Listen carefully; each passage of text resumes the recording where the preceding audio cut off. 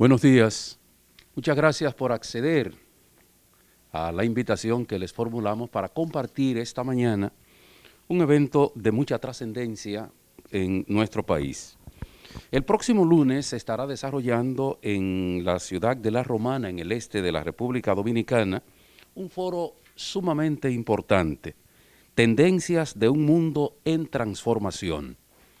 Aprovechando su presencia y su experiencia, el presidente Leonel Fernández ha querido que él comparta con nosotros algunas de sus experiencias y conocimientos en el desarrollo del periodismo durante tantos años en España. Por eso, los hemos invitado a todos ustedes a compartir este momento de que él nos presente parte de su experiencia como periodista en España. Y por eso le damos la bienvenida a Fundación Global, Democracia y Desarrollo y a la República Dominicana, al destacado periodista Juan Luis Cebrián.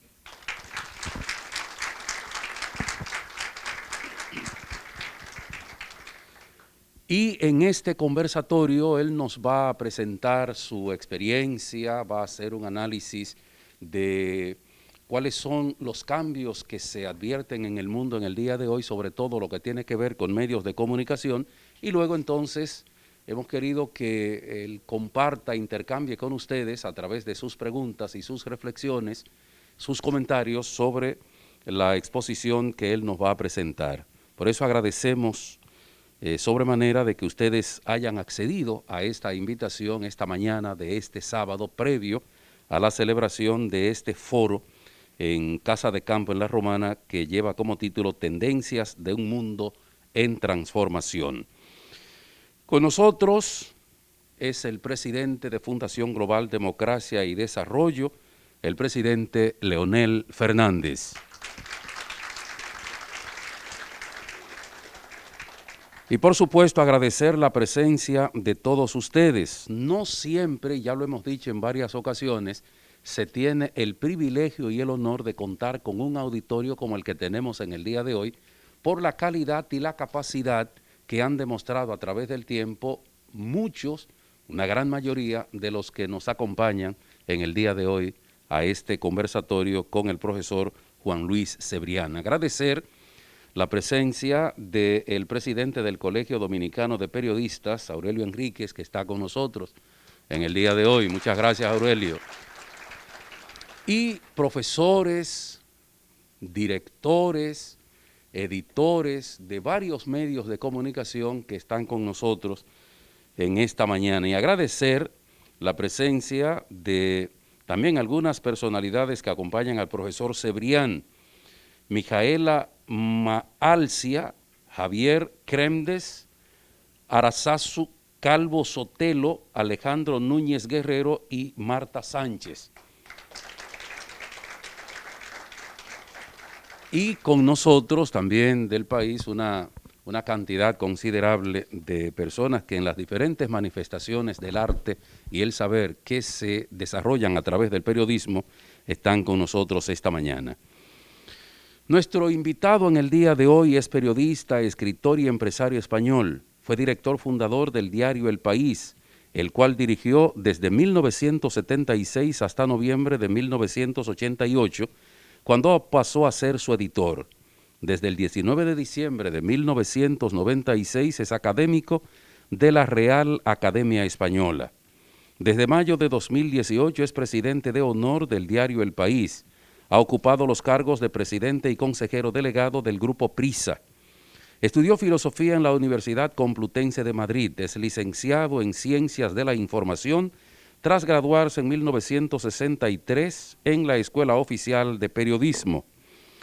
Fue miembro del equipo fundacional de la revista Cuadernos para el Diálogo en 1963.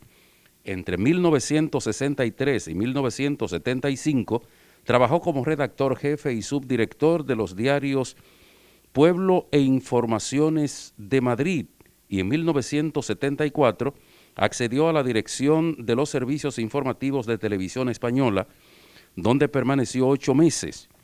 De 1986 a 1988 fue presidente del Instituto Internacional de Prensa y en 2004 ocupó la presidencia de la Asociación de Editores de Diarios Españoles.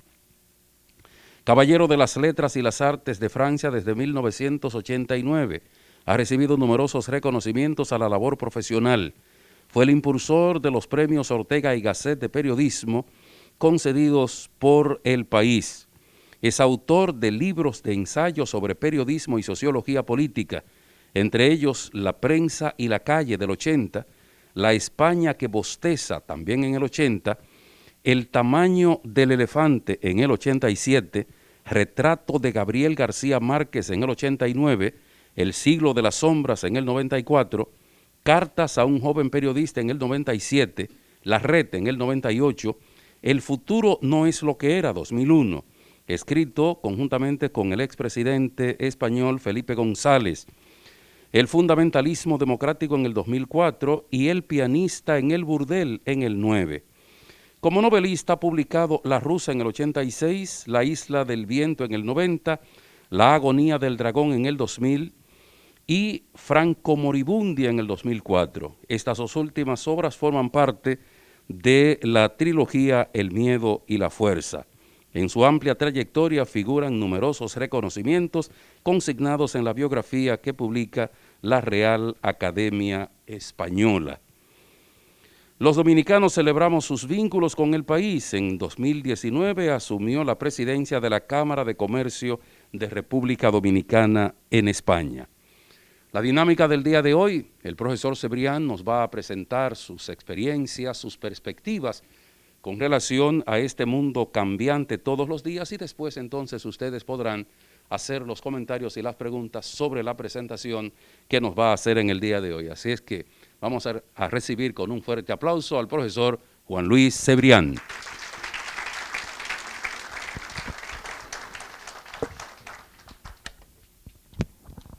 Bueno, buenos días a todos. Muchas gracias a todos por su asistencia en un día sábado, además.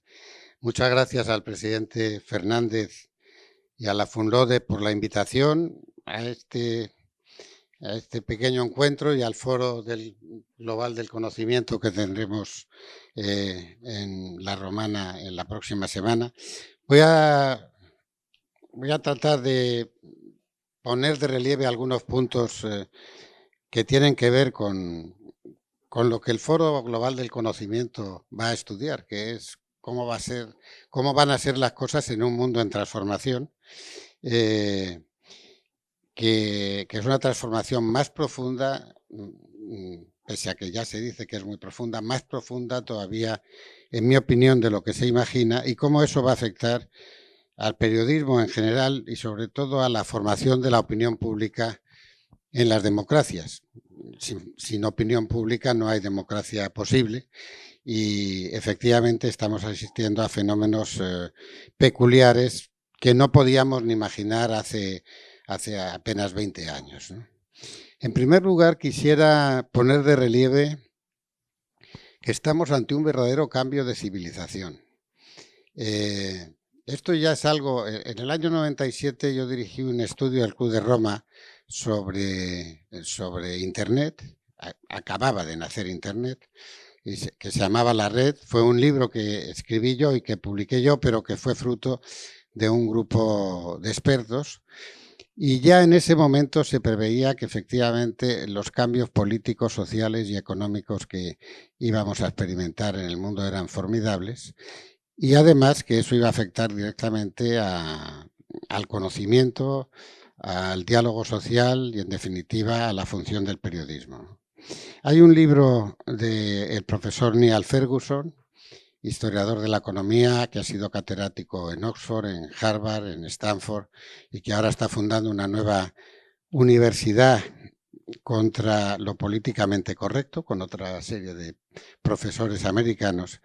En ese libro que se llama La plaza y la torre, él señala las peculiaridades o las similitudes entre lo que pasó con la invención de la imprenta, y que mucho tiene que ver con el periodismo, por cierto, y lo que pasó y lo que está pasando con la revolución digital, ¿no?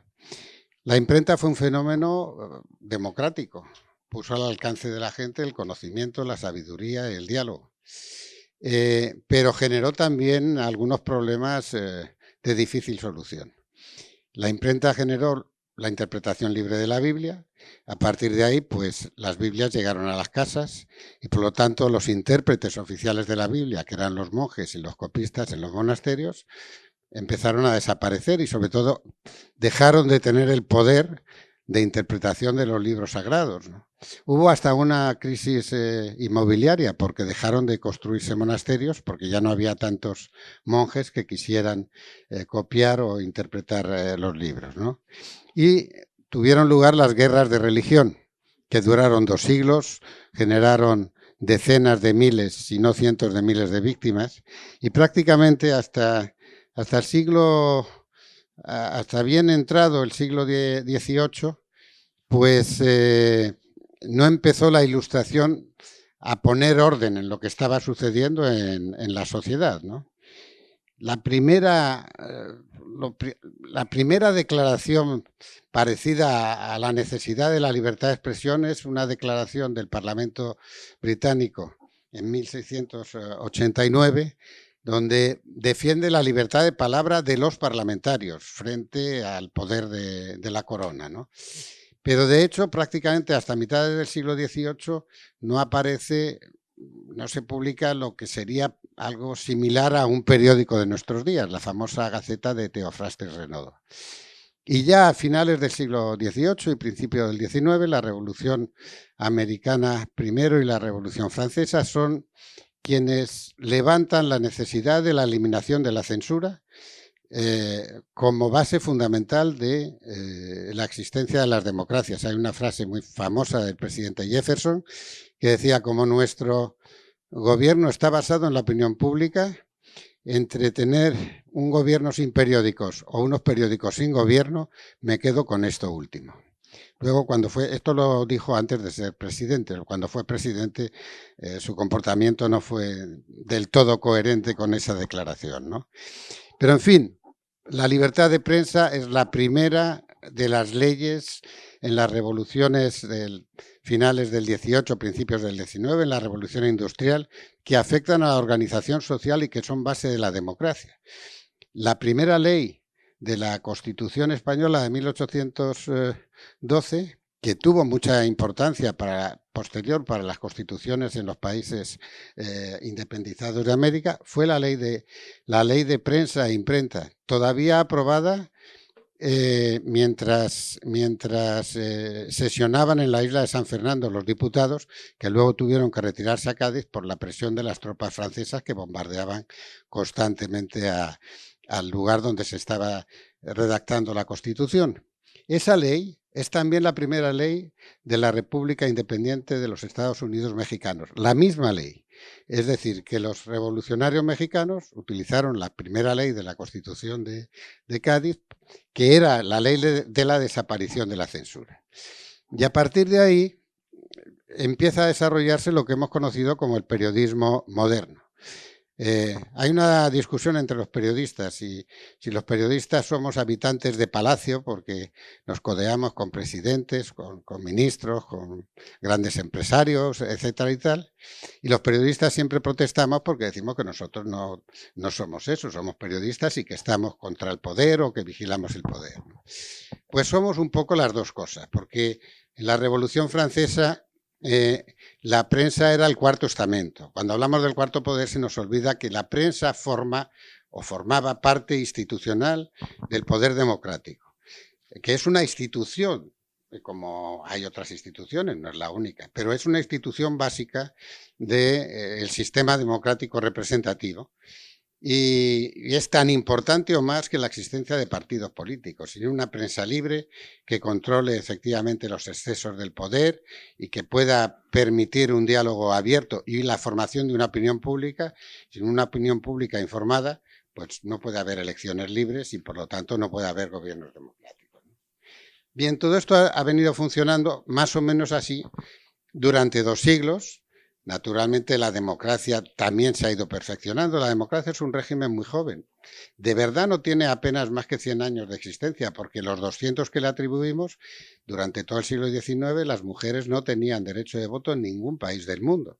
Es decir, que solo a partir de la Primera Guerra Mundial y de la reconstrucción del orden europeo, tal y como más o menos luego ha permanecido, solo a partir de ese momento hay democracias que efectivamente reconocen el derecho de voto de las mujeres. En España, concretamente, durante la Primera República que se inauguró en 1931, ¿no? Es decir, que es un régimen muy joven, basado en la opinión pública, para el que los medios de comunicación son esenciales y que está muy amenazado. ¿Por qué? Está muy amenazado por una invención tecnológica tan importante o más que la de la imprenta, que es Internet, que es mucho más democratizadora que la imprenta, porque aquí sí es verdad que cada cual puede decir lo que quiera, donde quiera, y sin necesidad de ninguna estructura económica o empresarial, basta con un pequeño ordenador, uno puede, y Arianna Huffington lo hizo, por cierto, así en Estados Unidos, con su ordenador, inventó un blog, luego ese blog se convirtió en un periódico y a los 6 años lo vendió por 300 millones de dólares a una gran multinacional norteamericana, ¿no? Quiere decirse, ahora todo el mundo puede decir lo que quiera, donde quiera y además dirigirse Orbi et Orbe, Urbi et Orbe, no solo aquí a los dominicanos, sino al mundo entero, ¿no? Ese es el aspecto democrático de Internet, ¿no? Lo que se llama dar poder al pueblo, que en definitiva es lo que es la democracia. Internet es muy igualitario, cada vez más, y por lo tanto, y muy participativo. Igualdad y participación son dos hechos fundamentales para el mantenimiento de la democracia. Y sin embargo vemos que, igual que pasó con la invención de la imprenta, frente a las virtudes democráticas y democratizadoras de Internet, aparecen unos problemas con los que no podíamos imaginar que íbamos a lidiar. La posverdad, las fake news, la concentración de poder informativo, la percepción de que ya no sabemos lo que es verdad o qué es mentira, la falta de rigor, de regulación, el desorden, en definitiva, que en los siglos XVI y XVII fue un desorden guerrero y violento, y ahora las guerras son cibernéticas, pero no por eso menos destructivas y menos amenazadoras para el porvenir de la democracia, ¿no? Déjenme que comente brevemente esos dos términos que se han hecho ya populares y famosos, que son la posverdad y las fake news, sobre lo que todos los periodistas del mundo están ahora volcados, junto a la intervención de poderes extranjeros o ajenos al mundo de la información a través de las redes sociales, sean gobiernos como el ruso o como el iraní. Prácticamente todos los gobiernos intervienen, unos lo hacen de manera más evidente y otros de manera más soterrada, o los grandes conglomerados económicos. Las 5 primeras compañías mundiales con la mayor capitalización del mundo, ninguna de ellas existía prácticamente hace 15, 20 años. Y todas son del sector tecnológico, cuando en el siglo XX eran del sector petrolero o del sector financiero.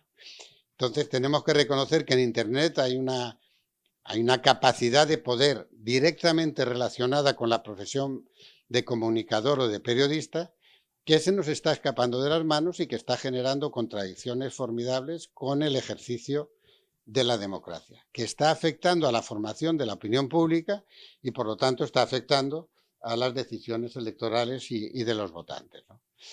La posverdad. La posverdad no es una mentira en contra de lo que la gente piensa, es una verdad emocional, lo cual es mucho más complicado.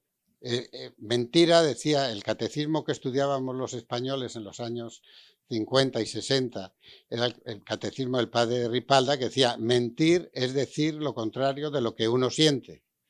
el que publica o dice una posverdad piensa que es verdad. No es lo contrario de lo que él siente, es todo lo contrario, es lo contrario de lo que él vive. Y por lo tanto, y además coincide con lo que mucha gente quiere oír, ¿no? La posverdad tiene directa relación con el fenómeno cultural en el que estamos inmersos, que es una pelea dura entre la Ilustración, el mundo de la razón, y el mundo de la identidad y de los sentimientos. Y la democracia lo que hacía era proclamar la igualdad de todos, respetando las identidades múltiples y variadas, pero que eso no suponía que tuvieran un lugar de excepción respecto a la igualdad de todos ante la ley, etcétera y tal, ¿no? Esto ya pasó con la revolución cultural e industrial de principios del XIX. Aparece la Ilustración e inmediatamente aparece el romanticismo. El romanticismo era la posverdad actual.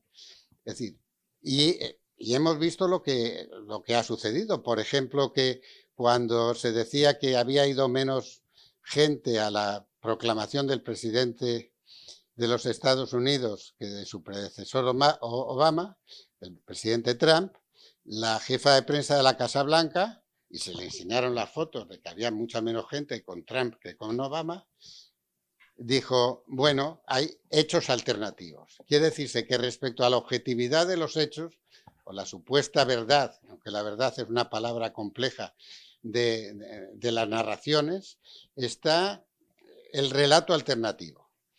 Y a partir de ahí se establece lo que se llaman las guerras culturales. Y ahora la derecha y la izquierda están en la guerra cultural, que es una guerra del relato. Y eso contagia efectivamente a los medios de comunicación y al sistema institucional de informar a la gente, ¿no? Pero vuelvo a decir, la posverdad es hija del posmodernismo en la filosofía. La filosofía posmoderna lo que llega a la conclusión es que la verdad es un constructo social. La verdad no es algo que existe ahí que podamos conocer, sino algo que construimos entre todos nosotros y que decidimos que es la verdad.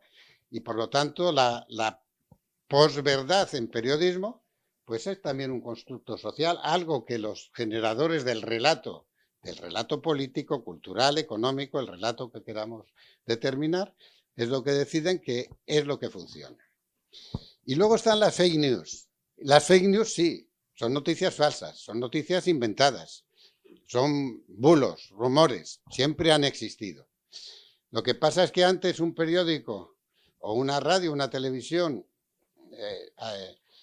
publicaba una fake news, decía una mentira o se inventaba un bulo o extendía un rumor, bueno, y tenía una incidencia importante, pero en un entorno siempre limitado, que era el de sus oyentes, el de sus lectores, etc. Ahora eso corre como la pólvora en cuestión de segundos a través de todo el mundo. Todos hemos vivido en los inicios del periodismo noticias falsas y rumores, algunos absurdos, y que se referían no solo a la política, a la economía. En España hubo un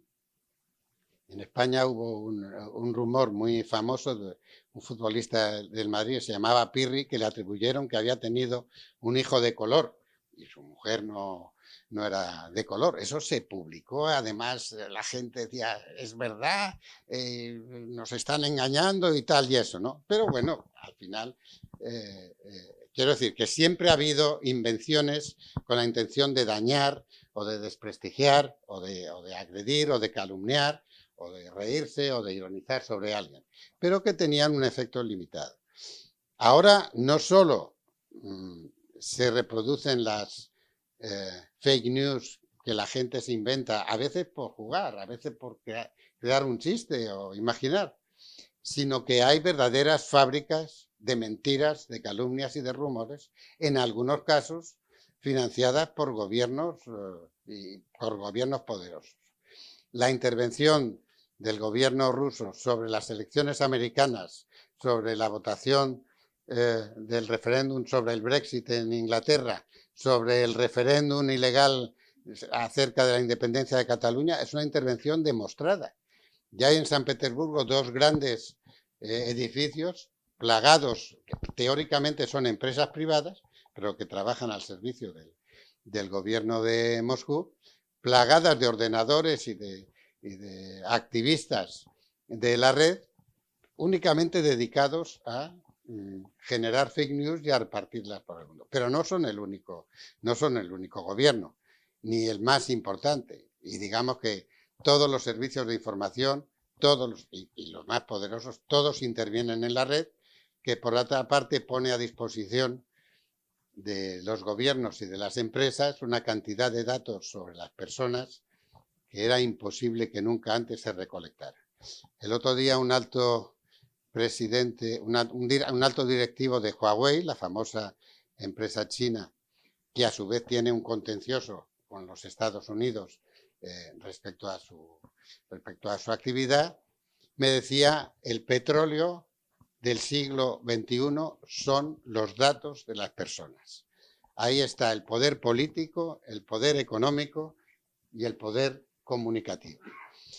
Y por lo tanto estamos inmersos en una guerra que desconocemos, pero que hace que, por ejemplo, Facebook, pues valga hoy en 900.000 millones de dólares en bolsa y ganara 90.000 millones netos, 90.000 millones de dólares netos solo en el año 20, y solo Facebook.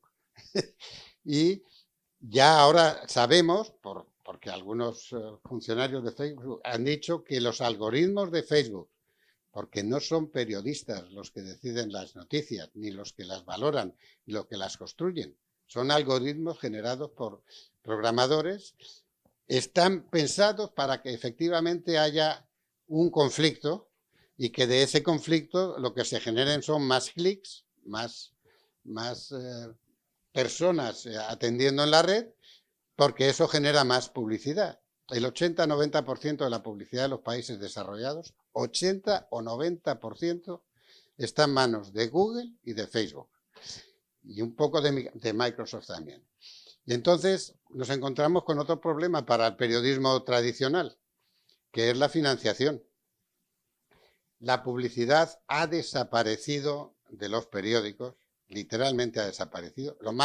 La publicidad más importante de los periódicos eran los anuncios llamados por palabras, los pequeños anuncios. Fundamentalmente se referían a las ventas de segunda mano y a las ventas inmobiliarias. Ya nadie busca un piso en ningún periódico en los países desarrollados y menos desarrollados. Entran en la red a ver los portales inmobiliarios. Nadie se compra un coche usado o nuevo. Y además la publicidad que ve uno en los grandes periódicos, en Le Monde, en El País, etcétera, es una publicidad de marca un poco reputacional. No creo que muchos lectores de Le Monde, que es un periódico más bien de izquierdas, atiendan y vayan a todas las tiendas de lujo de París, que son las que se anuncian precisamente en la primera página de Le Monde. Entonces hay un problema fundamental de financiación de los medios de comunicación, con lo cual además los grandes medios empiezan a ser sponsorizados. El Financial Times pertenece a una fundación japonesa en este momento, que encima tiene un índice bursátil. Al Jazeera, que es una gran red de comunicación televisiva y deportiva, con beIN Sport, es propiedad del Estado catarí. La BBC, que todavía aparece como siendo una de los complejos más fiables del mundo comunicativo, es una televisión pública, y ha habido las televisiones públicas o los medios públicos siempre entran en conflicto con las decisiones políticas. Le pasó a la BBC con Margaret Thatcher y el conflicto de Irlanda del Norte, pero luego le ha pasado también prácticamente con todos los primeros ministros que ha habido, tanto de izquierdas como de derechas. Quiere decirse que efectivamente el periodismo profesional independiente tiene unas dificultades enormes para financiarse. Esto ha determinado que cada vez haya menos corresponsales en los lugares de conflicto, porque cada vez son más caros, y además ahora con la telemática uno puede pensar que puede decir que está allí, aunque esté aquí, porque a través de la pantalla ya he resuelto la información y el diálogo, y está deteriorando la calidad del periodismo. Porque lo que ha pasado es que en vez de que el periodismo profesional, que tiene unos estándares establecidos muy severos respecto a la comprobación de fuentes, al rigor en los datos, el qué, el quién, el cómo, el cuándo, el por qué, el para qué, eso ha desaparecido de la red. Pero en vez de que el periodismo profesional haya contaminado a la red, ha sido la red la que ha contaminado al periodismo profesional, a todos los medios tradicionales. Y por lo tanto estamos ante una crisis del sistema. Termino porque no quiero... primero quiero dar tiempo al diálogo y luego no quiero aparecer muy pesimista, ¿no? Yo hace 15 años todavía era editor del País y presidente y consejero delegado de la empresa. Me preguntaron públicamente qué opinaba de todo esto. Ya se empezaba a hablar, ¿no? Y yo dije que si hace 15 años hubiera fundado el País, no lo habría fundado en papel, lo habría fundado en la red. Con lo cual se me generó un problema terrible con la redacción del País, con los accionistas del País, con mi consejo de administración y con todo el mundo.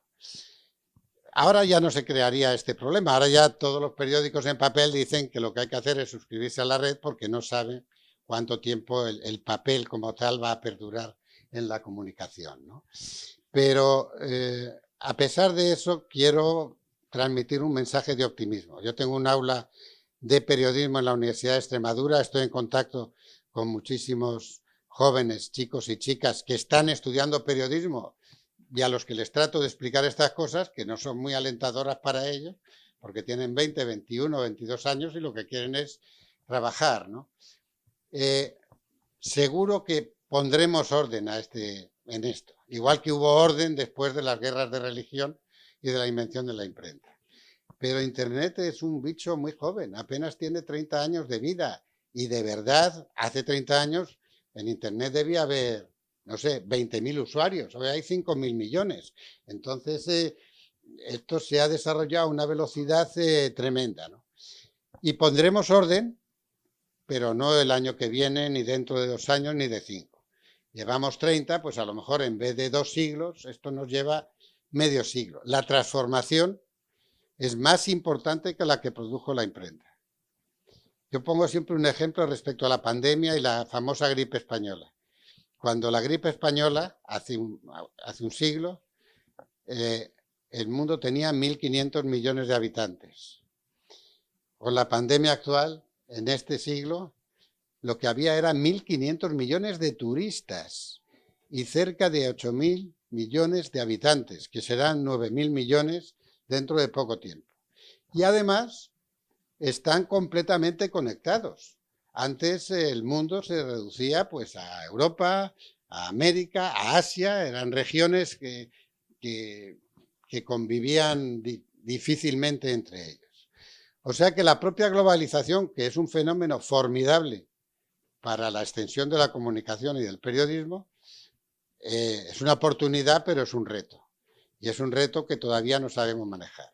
Y por último, la preocupación de que a uno le insultan en la red, y yo creo que aquí estamos muchos a los que nos han insultado y calumniado, etcétera y tal, y no puede uno defenderse, porque además no se sabe quién insulta, desde dónde insulta, por qué insulta y qué tipo de reparación puede haber. Y hay una norma muy difícil de entender, ya que hay muchos abogados, de que el problema que tenemos es que la norma en la democracia es la ley. La norma en la red es el software. Sin software no podemos combatir los excesos que se producen en la red porque la norma no es. Cuando uno quiere ya aplicar la norma, ya el software ha dado pasos gigantescos que le llevan a uno. Yo siempre pongo un ejemplo. Durante 8 años la Unión Europea discutió la norma D2MAC de televisión digital. Durante 8 años, a principios de este siglo. 8 años discutiendo en el Parlamento Europeo sobre esto. Y al final aprobaron la norma. Nunca ha habido televisión digital D2MAC. Porque mientras discutían la norma en el Parlamento Europeo, los ingenieros inventaban otros sistemas de televisión digital mucho más potentes, rápidos, etcétera, que no podían ser legislados nuevamente por los parlamentos, porque la democracia es un sistema relativamente lento. Hay el principio de contradicción y de debate y por lo tanto lleva en el más rápido de los casos meses y normalmente años la elaboración y publicación y aplicación de las leyes. Y las leyes cibernéticas se elaboran, se publican, etcétera y tal, en aproximadamente segundos a veces. Y los que la hacen muchas veces son jóvenes de 21 o 22 años, encerrados en los garajes de sus casas o en los dormitorios universitarios, como fue el caso de Facebook, de Microsoft, de Steve Jobs y, bueno, Google era una tesis universitaria de Sergey Brin y Larry Brin, una tesis de doctorado universitaria. Eso es Google. Un algoritmo es Google. 70.000 millones de dólares de beneficio anual tiene el algoritmo hoy. Pero a pesar de eso, el mundo tendrá que organizarse. Y este es mi mensaje de optimismo. El mundo se organizó después de la imprenta y se organizó para bien y para mejor y se organizará después de Internet. Pero el lío en el que estamos metidos va a durar todavía un rato y la democracia va a seguir siendo amenazada por la falta de control que tenemos de la globalización y las intervenciones un poco contradictorias que unos gobiernos y unos poderes y otros tratan de establecer. Bueno, yo creo que por lo menos para discutir ya hay aquí temas suficientes y les agradezco mucho la atención.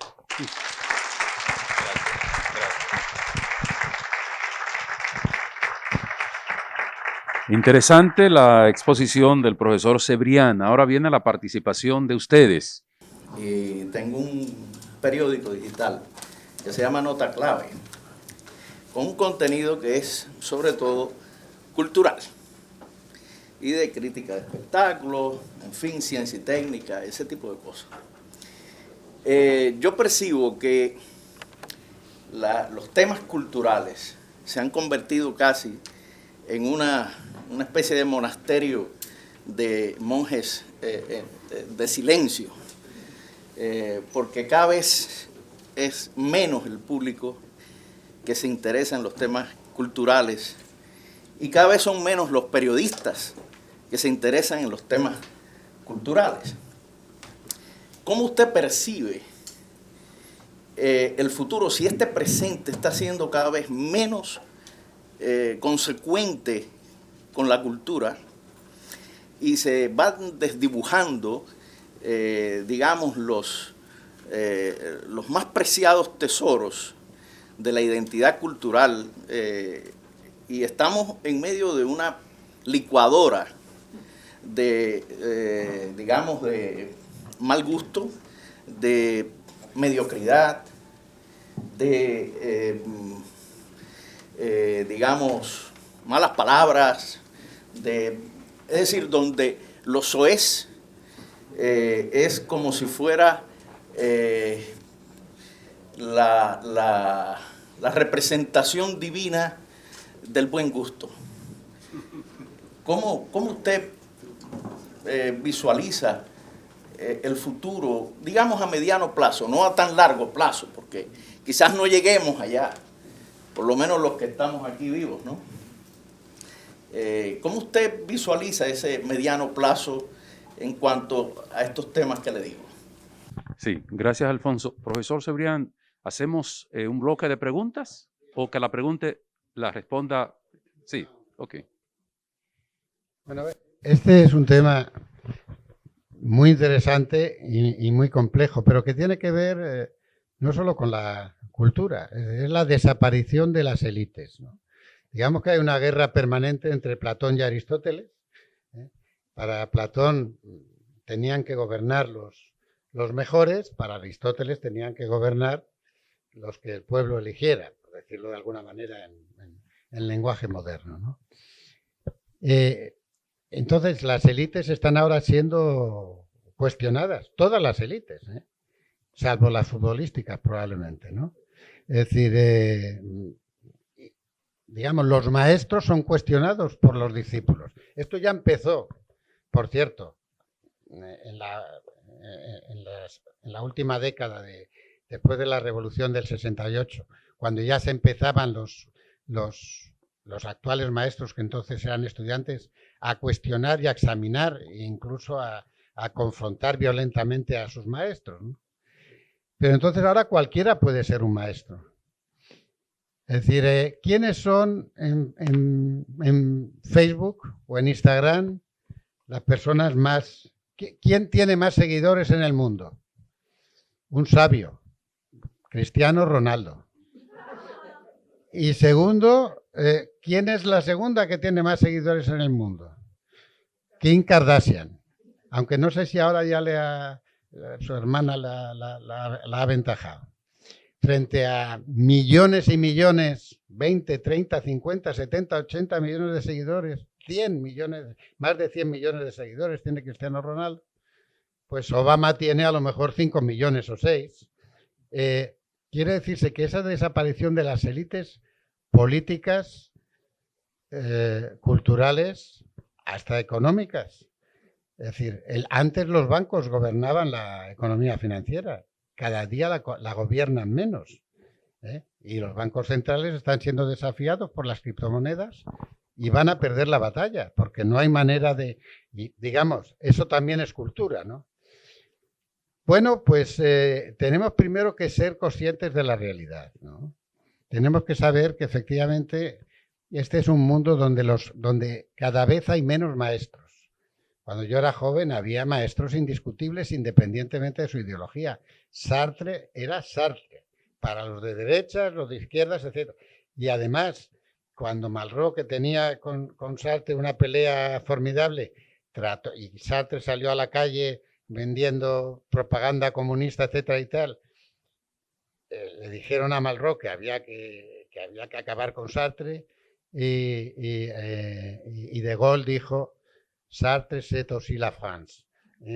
Eso ya no existe. ¿Dónde están los maestros culturales reconocidos, indudables, independientemente, aunque uno no esté de acuerdo con ellos? Pues muy difícil, ¿no? Y pasan las artes plásticas y no tenemos...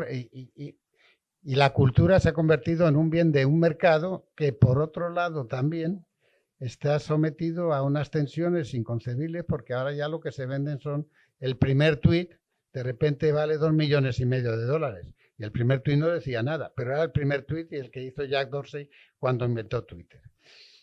Bueno, yo creo que una de las cosas importantes es que el mundo de la cultura se acerque al mundo de Internet. Esto ya pasó con la televisión. Para muchos escritores y pensadores, la televisión era la caja idiota, la caja tonta, la caja de no sé qué. Y claro, cuanto más digamos que era la caja tonta, pues más tonta sería, porque hubo una separación de los grandes literatos al principio y pensadores de la televisión. Y el mundo de la cultura tiene que asumir que efectivamente las herramientas culturales son diferentes a las que teníamos antes.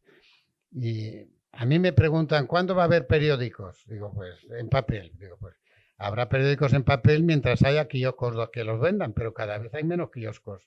Desde luego, en España han debido desaparecer como 10.000 kioscos en los últimos 5 años, ¿no?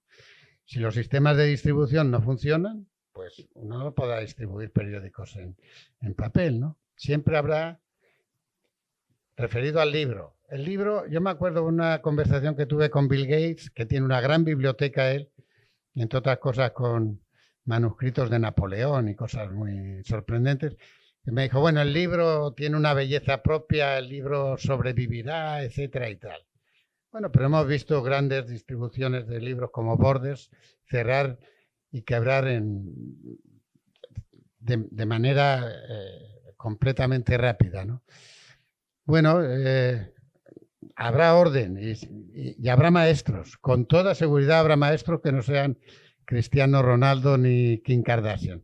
Pero necesitamos que el mundo de la cultura también sea menos ríspido y que tenga menos dificultades para acercarse a esa nueva cultura de la red está llena de errores, de problemas, de idiotas, pero que al fin y al cabo pues es el sistema de comunicación actual, ¿no? Bueno, agradecer la presencia del presidente de la editora Listín Diario, Manuel Corripio, y del grupo de comunicaciones Corripio, que nos acompaña también esta mañana. Manuel Rodríguez. Sí. Buenas tardes, señor presidente Fernández. Buenas tardes, José Luis Cebrián. Para mí es un placer tenerlo por aquí. Son tantas las preguntas que tengo con usted, pero básicamente voy a puntualizar una que creo que sirve de referencia para todos. Tiene que ver, por ejemplo, yo estuve viendo las últimas datas de Pew Center, ¿no?, acerca de los niveles de lectoría en Estados Unidos.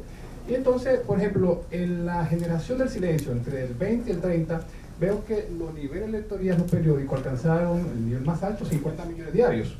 Sucede que ahora recientemente estoy viendo que anda por 35 diarios. Se supone que debe haber más niveles de lectores cuando hay mayor nivel de población. Sin embargo, ¿qué estoy viendo? Que, esos niveles de lectoría que se han movido a otro lugar, cuando veo entonces la plataforma digital donde los periódicos han migrado a plataformas digitales, no he visto el nivel de aumento de lectoría en los digitales. Entonces se supone que debe ser inversamente proporcional. Ahora, ¿qué ocurre? Que estoy viendo también que a nivel de publicidad, tampoco la publicidad ha entrado por los niveles de lectoría de los periódicos digitales. Entonces, cuando yo estoy revisando los niveles de penetración del mensaje, me encuentro entonces que la plataforma de redes sociales sí ha aumentado los niveles de lectoría de los lectores. Ahora, ¿qué ocurre? Que hay un problema grave, que la monetización, vamos a decirlo así, de esa publicidad está entrando por el nivel de lectoría de las plataformas digitales. Usted decía de Facebook, de Twitter, de Instagram. Entonces, estamos viendo que hay un problema entonces desde el punto de vista de la lectoría de los periódicos, que no está corriendo directamente entre bajo nivel de lectoría desde el punto de vista de lo que tiene que ver los periódicos impresos hacia aumento de los periódicos digitales, sino que se está quedando en una plataforma de enganche y entonces ellos están monetizando, y por eso vimos recientemente que globalmente los periódicos emitieron un comunicado quejándose de que justamente la plataforma están siendo desleales desde el punto de vista de los periódicos. Cogen su contenido, lo venden y lo monetizan ellos, pero entonces el tráfico de lectoría no llega al periódico digital, se queda en la plataforma. Entonces yo pienso que ahí está el gran problema, y pienso que habrá que buscar cómo repensar ese tipo de situación que se está dando en los niveles de lectoría, porque hay un problema. Cada época de medios que aparece, siempre hay una clasificación de, vamos a decirlo así, de nivel de penetración del mensaje en relación a la clasificación de la sociedad. Por ejemplo, generación del silencio, justamente con los periódicos, la baby boom con la televisión, y entonces ahora la generación Z y Y. Ahora, ¿qué pasa? Esos niveles de clasificación se están quedando justamente en esa plataforma, y yo creo que, me parece ser que el gran problema radica ahí, y creo que no, lo que estoy viendo ahora, no va a haber solución, porque hasta que no le regulemos, no podemos regular, perdón, lo que es la parte de monetizar las plataformas digitales. Ahora bien, yo pregunto, ¿quién lo puede hacer? Recientemente el Congreso de los Estados Unidos ha mandado a certificar a Zuckerberg, ¿no?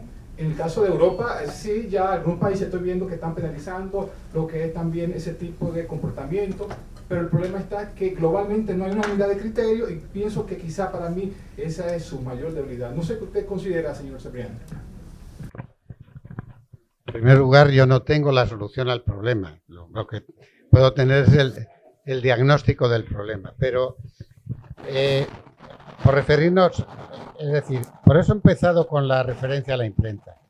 Esto no es un cambio como el que sucede cuando se inventa el teléfono después del telégrafo, o se inventa la radio después del periódico impreso, o la televisión después de la radio. Eso no era un cambio de civilización, era un cambio de herramientas tecnológicas, pero el sistema seguía siendo el mismo. Era uno, comunicaba a un conjunto, ¿no? Y esto es, todos se comunican entre todos, ¿no? Entonces, yendo al periódico, que es un tema, porque esto tiene que ver luego con el nivel de ingresos. Un periódico es una concepción del mundo. Un periódico empieza en la página 1 y acaba en la página 60 o 40 o 100, lo que tenga, pero responde a una concepción del mundo de un grupo editorial que puede incorporar visiones diferentes de esa concepción del mundo, pero el que lleva el Listín Diario debajo del brazo y el que lleva el otro periódico, el Diario Libre o el Caribe o no sé qué, pues ellos de alguna manera Pues el que lee Le Monde no lee Le Figaro. O el que lee El País no lee ABC, teóricamente, ¿no? Incluso, digamos, si lo pone debajo del brazo, es una bandera. Alguien que lleva El País debajo del brazo está diciendo algo respecto a sí mismo. Y además cada cual, los lectores hablan de su periódico. No, no es su periódico, han pagado un dinerito y se han llevado el periódico. Pero para ellos es su periódico. Esa concepción del mundo se rompe en la red por completo. La gente no busca las marcas, busca las plataformas. ¿Y qué tienen las plataformas? Primero las noticias. ¿Y qué hacemos? Probablemente todos los que estamos aquí, desde luego los periodistas. Seguir la noticia. A ver cómo la dice este y el otro y el de más allá. ¿Y qué dice Le Monde? ¿Y qué dice Financial Times? Y que no sé qué. No estamos recibiendo una concepción del mundo, nos estamos haciendo nosotros nuestra propia concepción en función de las diferentes fuentes, ¿no? Y a veces ya no seguimos ni siquiera la noticia, sino el autor, el influencer.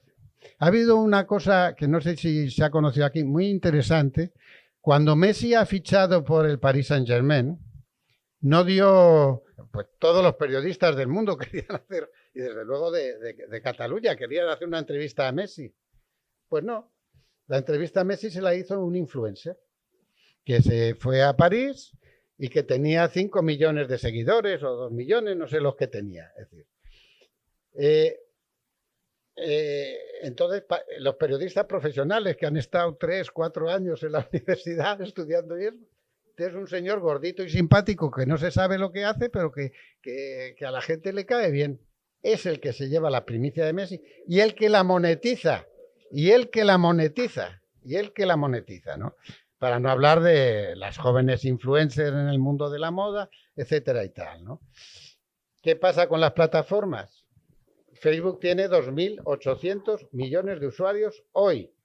Es decir, que todavía puede tener otros 2.000 o 3.000 millones en los próximos años si los chinos rebajan un poco las interdicciones que tienen para las plataformas americanas.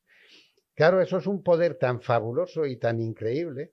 Y además, no solo tiene 2.800 millones de usuarios.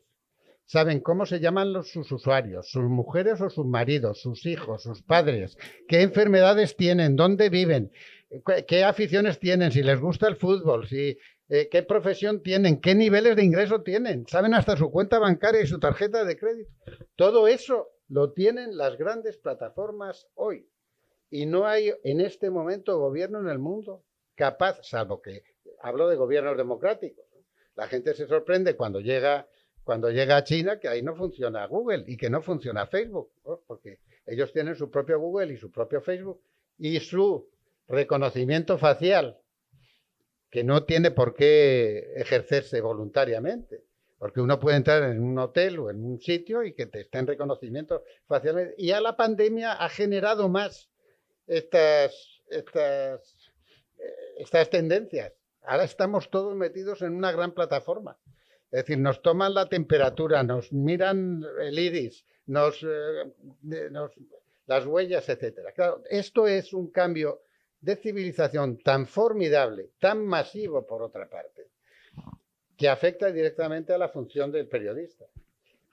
Al final, yo estoy convencido que tendrá que haber periodistas profesionales que efectivamente, con métodos profesionales, como dice el fundador de República de Roma, Eugenio Scalfari, hagan lo que son los periodistas, que son gente que cuenta a la gente lo que le pasa a la gente. Pero es que ahora la gente cuenta lo que le pasa a ella misma. Hace los reportajes con su teléfono móvil, lo sube a la red, lo sube a la nube, pero no controlan la nube, ¿eh? La nube la controlan las plataformas, no la controlan los gobiernos.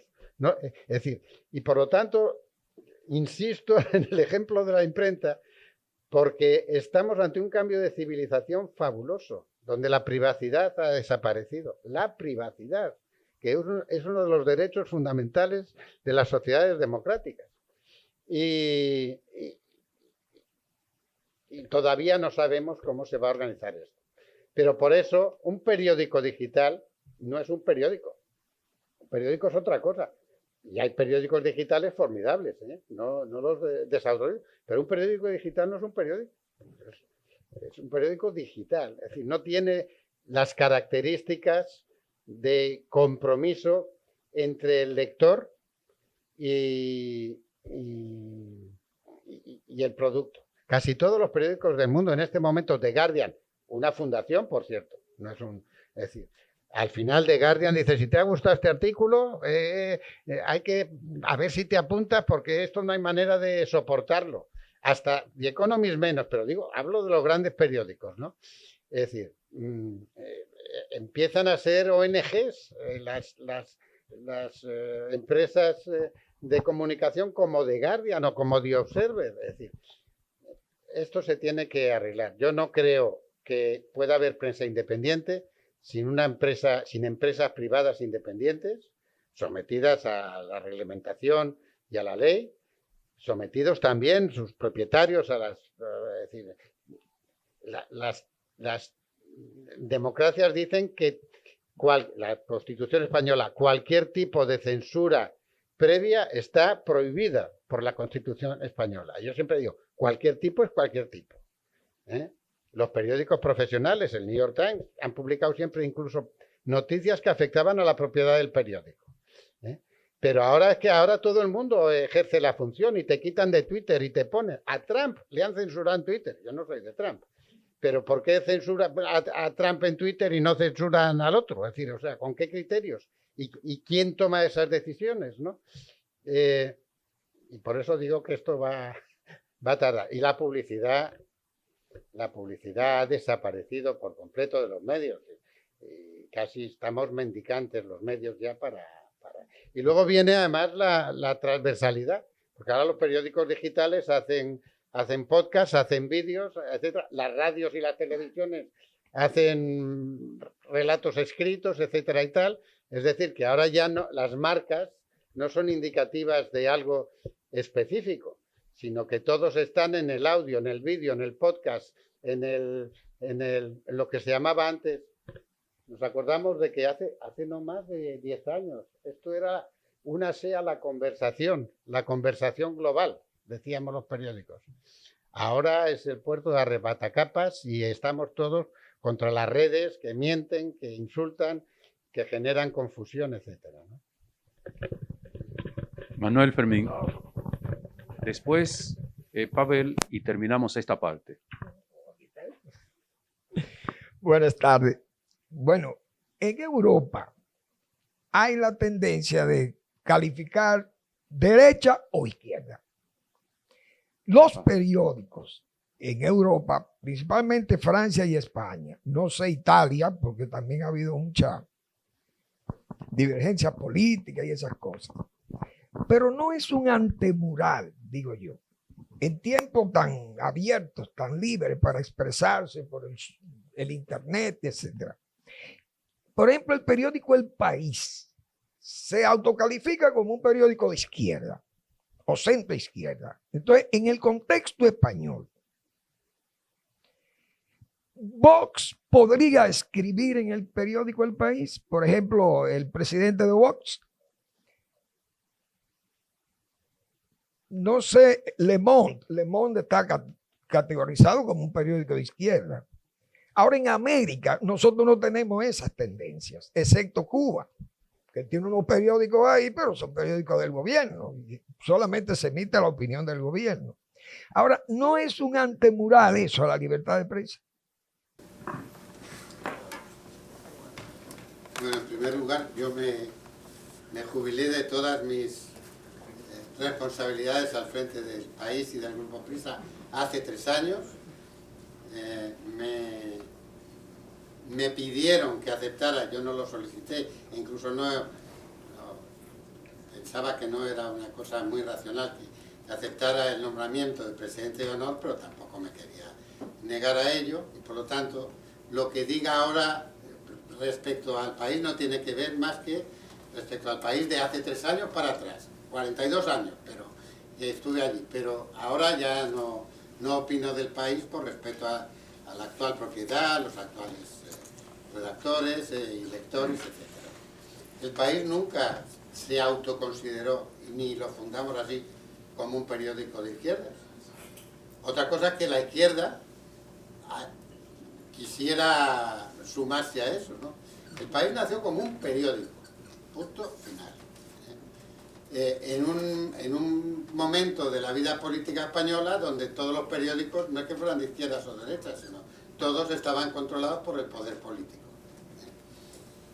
Una cosa que pasó con El País, y esto explica un poco, porque sí es verdad que El País es considerado como un periódico a veces de izquierdas o progresistas, es que yo me encontré como director que la izquierda española no tenía voz en la prensa diaria, sí en la prensa semanal ya, o en la prensa mensual, pero en la mitad del país, de la gente del país, no tenía representación. Y entonces empezamos a publicar opiniones de izquierda. Y de Ricardo de la Cierva, que era lo más parecido a Vox que tenía en aquel momento la sociedad española. O sea, no había ningún veto a lo que ahora pueda ser Vox, que era el franquismo. Yo considero que Vox es el franquismo sociológico. Franco no era un dictador de una junta militar. La mitad de España era franquista cuando Franco murió. Y hubo más de 500.000 españoles que rindieron honores a Franco en las calles de Madrid, cosa que la izquierda actual no lo sabe. Y no lo sabe porque no lee, porque está escrito en los libros, ya está en Wikipedia también, ¿no? Es decir, podría saber.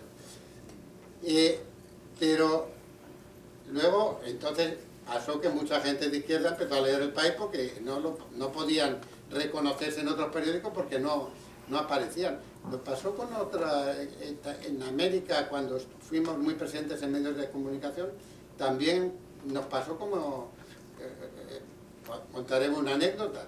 Evo Morales, cuando llegó ya como presidente de Bolivia a Madrid, me causó un problema enorme porque dijo que él era presidente gracias al Grupo Prisa. Digo, ¿cómo gracias al Grupo Prisa?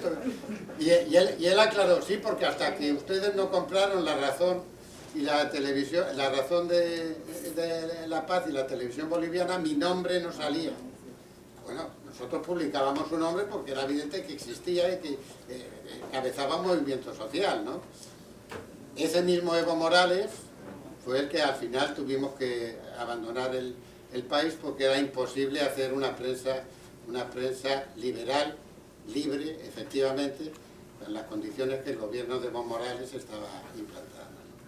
Ahora, dicho esto, para mí un periódico es un periódico. Un periódico es quien cuenta a la gente lo que pasa a la gente. Aunque eso perjudique al gobierno, normalmente los gobiernos son los que más confrontan con la libertad de expresión, perjudique a las familias de los redactores del periódico, perjudique a la empresa o perjudique a los anunciantes del periódico que hacen posible, o perjudique a los sindicatos que fabrican el periódico. Es decir, porque de verdad lo único que un periódico tiene que publicar es lo que interesa a sus lectores, no al mundo en general, ni a los españoles o a los dominicanos, a los lectores de mi periódico, lo que a ellos les interesa y tienen derecho a saber. Y así esto es como ha funcionado la prensa independiente. Y ha sido la empresa privada la que ha defendido fundamentalmente a la prensa independiente. Y se ha financiado con publicidad. Pero si la publicidad ahora se va a las plataformas, y las plataformas publican lo que quieren los influencers, porque cuantos más clics, más dinero. Cuanto más tráfico, más dinero. ¿Más dinero para quién? No para el que genera el tráfico, sino para el que lo soporta, que es Facebook o que es Google. Entonces hay una deformación formidable respecto a la formación de la opinión pública. Pero quiero aclarar que El País, mientras yo he estado ahí, yo no he considerado que fuera un periódico de izquierda. He considerado que era un periódico y que daba voz a la izquierda y a la derecha. Lo que pasa es que empezamos dando voz a la izquierda cuando nadie la daba, por lo tanto tuvimos, como decía Alfonso Guerra en la época, nuestro lectorado coincidía con su electorado, pero nos tratábamos.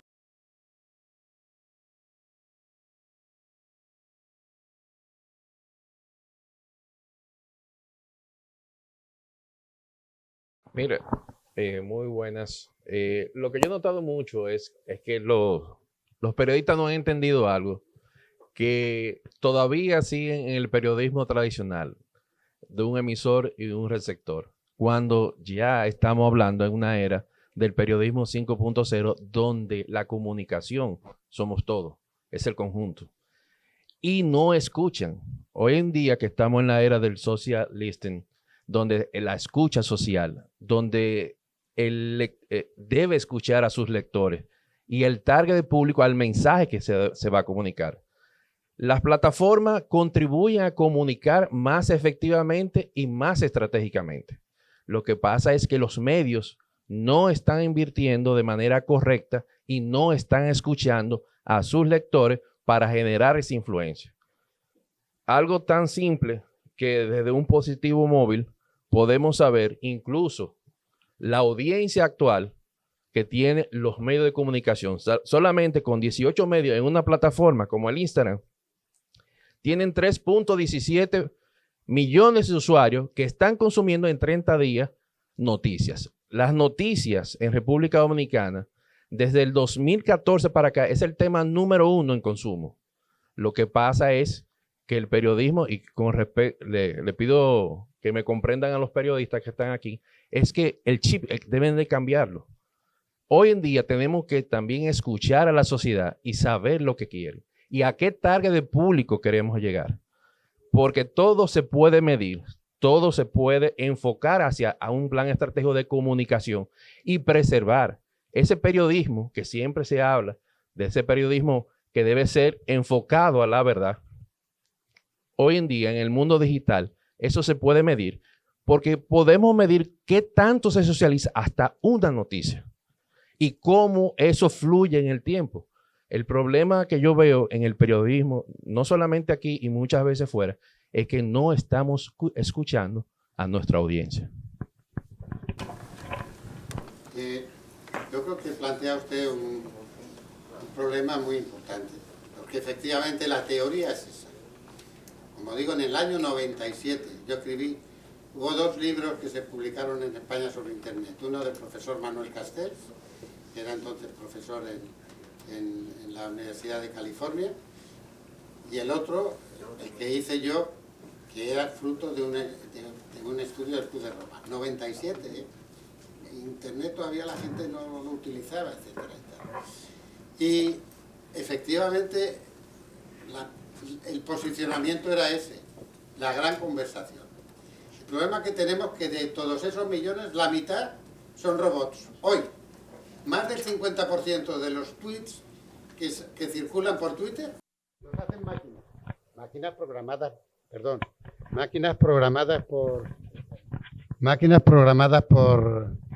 por personas que les interesa programarlas. Y efectivamente que retuitean lo que uno quiere. Es decir, la manipulación que hay en las redes es fabulosa. Segundo, sabemos desde hace mucho tiempo que la democracia asamblearia no es democrática. ¡Qué barbaridad! Que la única democracia que funciona es la representativa. En Grecia había una democracia asamblearia, eran unos cuantos pocos, y no estaban las mujeres, ni los esclavos, ni los extranjeros, o sea, decían que era democracia asamblearia, ¿no? Pero bueno, quiero decir con esto que es verdad eso. E Internet es una gran contribución a la conversación global y hay que escuchar. Antes los escuchábamos mediante cartas de los lectores, u ombudsman, etcétera, y ahora les podemos escuchar directamente.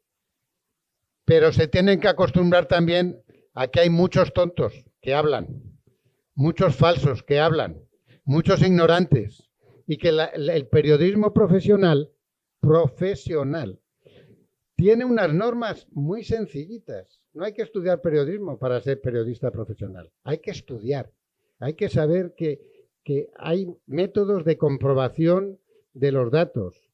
Hay que saber que cuando hay una huelga hay que preguntar al sindicato que la hace y a la empresa que la padece. Es decir, que cuando hay un conflicto entre 2 o 3 o 4, todo el mundo, para el periodismo profesional, tiene derecho a hablar y a expresar su opinión, cosa que no sucede en las redes sociales porque están manipuladas.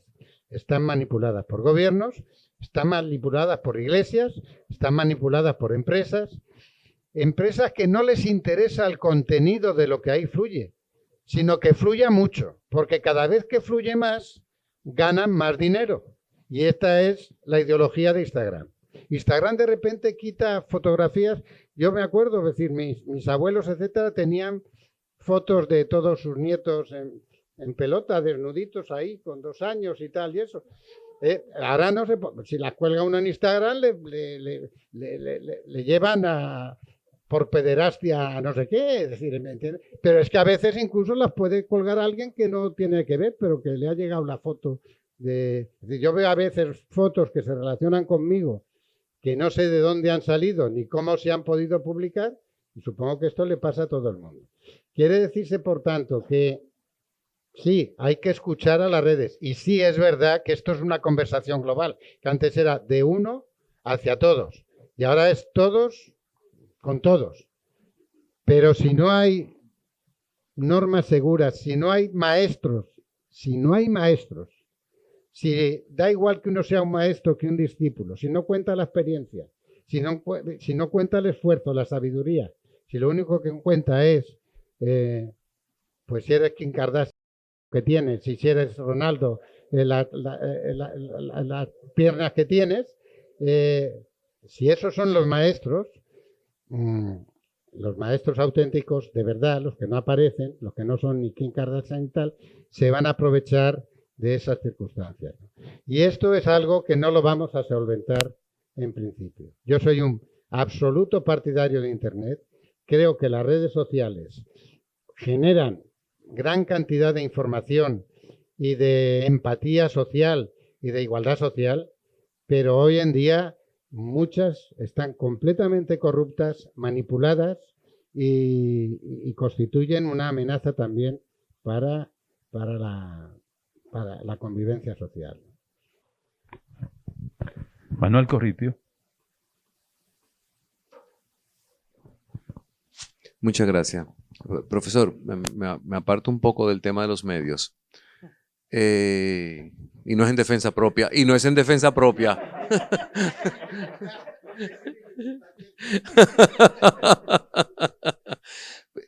Usted mencionó que la razón trajo como su anticuerpo el romanticismo. Parecería que la revolución industrial trajo su anticuerpo con todas las revoluciones y movimientos de izquierda. Estamos en medio de una revolución y no se vislumbra cuál va a ser el anticuerpo y parece que campa a sus anchas. ¿Ve usted alguna reacción a esta revolución digital que estamos viviendo? Porque sin lugar a duda, no todo es progreso. Luce que hay también mucho malestar, mucho malestar. Y luce que el malestar no es solamente de la generación de transición que vivió ambos mundos y no comprende el que viene. También de los nativos de hay mucho malestar, muchos excluidos. ¿Vislumbra usted alguna antítesis a este movimiento? ¿Veremos alguna síntesis al final? Porque luce que vamos avanzando sin freno, ni siquiera la ley, como usted lo mencionó, tiene la capacidad de poderlo hacer. ¿Qué antítesis vislumbraría usted que veríamos que la generan casi todos los movimientos a la revolución que actualmente estamos viviendo? Bueno, pues lo voy a decir que si supiera la solución sería... Pero naturalmente hay soluciones, ¿no? Y sobre todo hay diagnósticos muy importantes, ¿no? En primer lugar, los problemas globales, estamos ante problemas globales de verdad, no se pueden resolver con gobiernos locales, porque Internet es global. Es decir, cuando uno quiere saber algo que pasa, de repente está los servidores en las Islas Vírgenes o en Túnez o en no se sabe dónde, ¿no? Y por lo tanto, la organización, los estados-nación, que paradójicamente ahora se tratan de aferrarse a sus criterios, cada vez cuentan menos, ¿no? Entonces, no estamos dando pasos para la gobernanza global. El presidente Fernández está poniendo en marcha un instituto para la gobernanza global, No es sencillo. Hemos visto lo que está pasando con la pandemia. Ahora está Europa aterrorizada, ¿no? Menos del 10% de los ciudadanos de África están vacunados hoy día. Entonces, como ha dicho el ministro de Sanidad, ¿qué ha declarado el ministro de Sanidad alemán? Muy interesante, ¿eh? En Alemania, que dentro de 6 meses está todo el mundo o vacunado o muerto, o curado, dijo también, o vacunado o muerto o curado. Es decir, pero claro, las diferencias de trato, empezando por Europa. Cuando se declaró la pandemia, Alemania cerró sus fronteras y Francia cerró sus fronteras y ahí no había Schengen ni nada. Italia cerró todo lo que podía cerrar y todo el mundo empezó a negociar con China a ver si compraba mascarillas, no había mascarillas, el 80% de las medicinas de Occidente, 80% de las medicinas de Estados Unidos se fabricaban en China. Y por lo tanto, eso, igual podemos hablar de los problemas financieros, de la deuda, de la seguridad internacional, etc. O hay un gobierno o una institución, Naciones Unidas, multilateral, que aparcando las diferencias ideológicas y de todo tipo, es capaz de entender los problemas globales, o esto será muy difícil. Segundo, hay un crecimiento del populismo. Y el populismo, pero todo el mundo, es decir, crecen en el populismo los gobiernos. Hemos visto al presidente de los Estados Unidos alentar a los que iban a tomar el Capitolio, una cosa verdaderamente para mi generación incomprensible de que eso sucediera. Pero hemos visto al presidente de Brasil decir que no había que hacer nada con la pandemia, etcétera y tal, y no sé qué, ¿no? Quiere decirse que el populismo es de derechas y de izquierdas, término que a pesar de que sea muy europeo, yo creo que todavía es comprensible, ¿no? Y es la apelación a los sentimientos frente a la apelación de las ideas y la razón, ¿no? Y entonces la respuesta sigue siendo un poco los valores que en Francia llaman republicanos y que son los valores que trajeron la democracia y que es completamente imperfecta, que funciona mal, etcétera y tal, pero que responde a unos principios fundamentales, la dignidad de la persona humana y los derechos individuales, ¿no? Ahora, por ejemplo, se ha eliminado el debate individual en Europa respecto al tema de la vacunación, si puede ser obligatoria o no. En España no puede ser obligatoria, tendrían que cambiar la ley o declarar un estado de emergencia, que es casi como el estado de guerra, para que lo fuera. Y hay un filósofo español que acaba de morir, Escotado, que era un hombre muy atrabiliario, etcétera y tal, pero que tenía una máxima que tiene que ver, él no lo dijo por eso, pero él lo dijo porque era partidario de la legalización de las drogas y tal. Pero es una máxima muy interesante que decía, de mi piel para adentro, el absoluto dueño soy yo, ¿no? Con esto quiero decir que hay mucho desconcierto, ¿no? Y efectivamente Wagner era el compositor preferido de Hitler, por algo sería, ¿no? Es decir, y era un excelso compositor, o sea, no estoy descalificando a Wagner por eso, ¿no? Pero ahora hay una lucha entre lo que es la identidad racial, ideológica, religiosa, los morenos y los rubios, los altos y los bajos, es decir, frente a la igualdad de todos ante la ley, que es la gran contribución de la Ilustración, digamos, es la razón frente a los sentimientos. Y los sentimientos cuentan, ¿cómo no van a contar? Ahora, ¿cómo se organiza eso políticamente? Pues desgraciadamente es difícil, porque además hay un empeoramiento de la clase política general en todo el mundo, ¿no? Y no solo de la clase política, es decir, en Europa hay casi cada mes una elección en algún país de la Unión Europea. Son 27 países, pero no solo hay elecciones generales, hay legislativas, parlamentarias, hay autonómicas, regionales, hay locales, etc. Entonces, cada vez que hay una elección, ese gobierno que tiene derecho de veto sobre las decisiones europeas dice, no, vamos a esperar porque me afecta a mí electoralmente.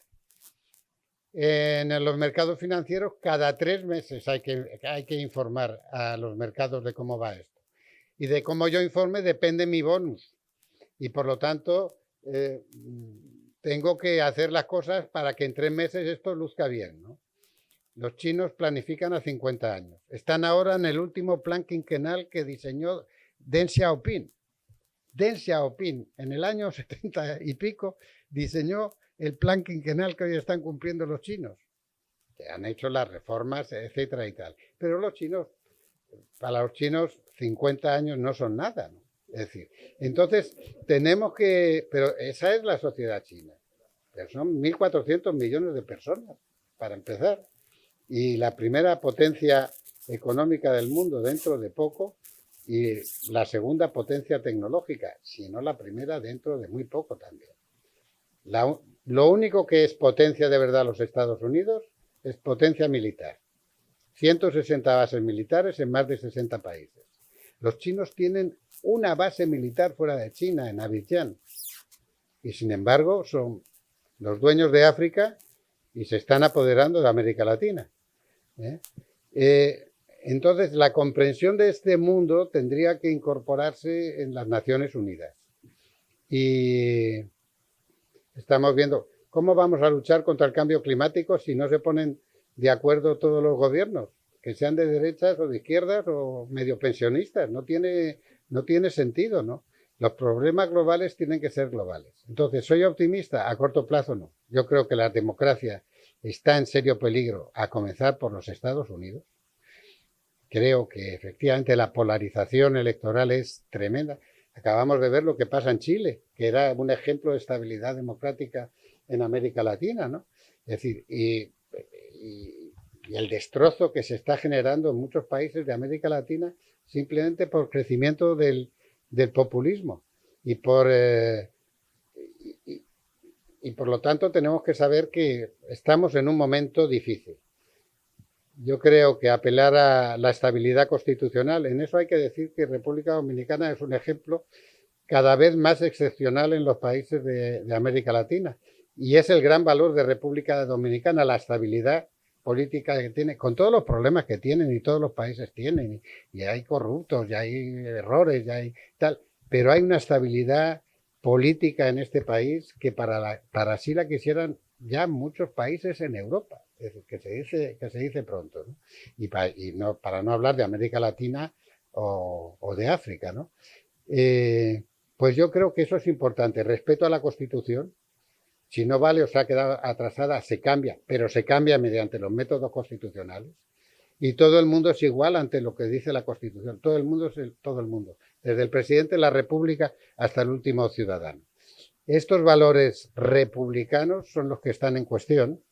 Y los que, de alguna manera, también sectores populistas de izquierdas y derechas quieren aprovechar para hacerse ellos con el poder. Hay tantos ejemplos en países vecinos de este que no voy ahora a tener que citarlos, ¿no? Escuchemos unas palabras en la voz del presidente de Fundación Global Democracia y Desarrollo, el presidente Leonel Fernández.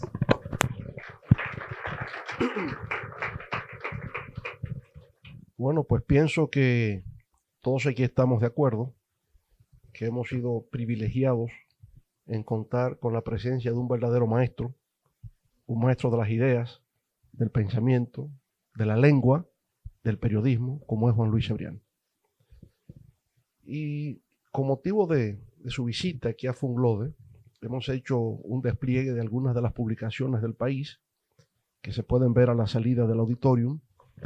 Y hay una publicación especial que hizo el periódico El País con motivo de cumplir 20 años. Y en ese número aparece un artículo de Juan Luis, contando efectivamente lo que había sido hasta entonces el periódico El País, y que uno puede proyectar hasta el día de hoy, porque ha seguido siendo el mismo.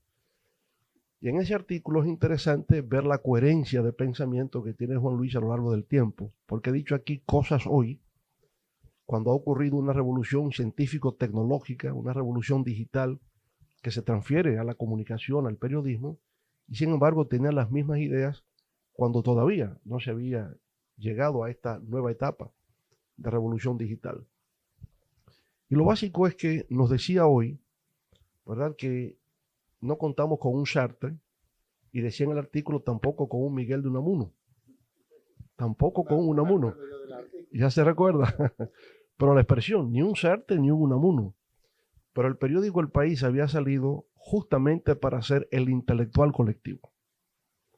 Es un periódico donde participan muchas personas, especialistas en distintas áreas, en lo que tiene que ver con lo cultural, lo económico, lo financiero, lo político, lo estrictamente nacional español de las comunidades autonómicas y el primer periódico global en lengua española.